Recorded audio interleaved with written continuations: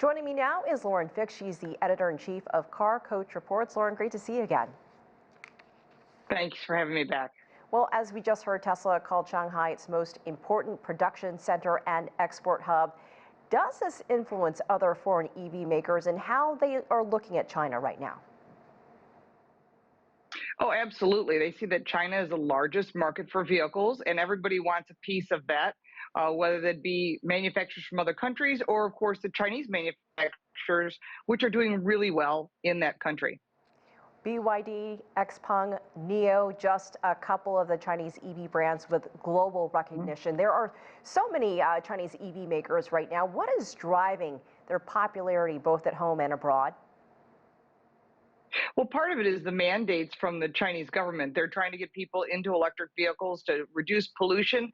Obviously, they're trying to use vehicles that are made within their country. And so there's incentives for consumers to purchase Chinese vehicles and, of course, electric vehicles, although it's not fully a big chunk of the market yet. But that's what China's planning to make it a larger piece of the sales market. What would you say the percentage of cars on the road in China right now are EVs versus gas cars? What are we seeing there? And in terms of the type of cars people are buying, is it mid-price versus luxury? What's in demand right now? What's the most popular brand? Well, the most popular brand is BYD, and of course, that is a Chinese brand. It's partly owned by Warren Buffett, so there's a lot of cash flow going to that, and they've really put out a lot of product, not just electric vehicles. They sell plug-in hybrids as well, and other vehicles. So they've really done a good job building the vehicles there, selling them to their consumers, lots of incentives. In second place, you've got not just Tesla, which is about 6.6% of the market share. When you're looking at vehicle sales, they have increased quite a bit, but they're not to the level that the government would like. Initially, they had planned that all electric vehicles would have been on the road by 2020. Obviously, there's lots of things that have come into play.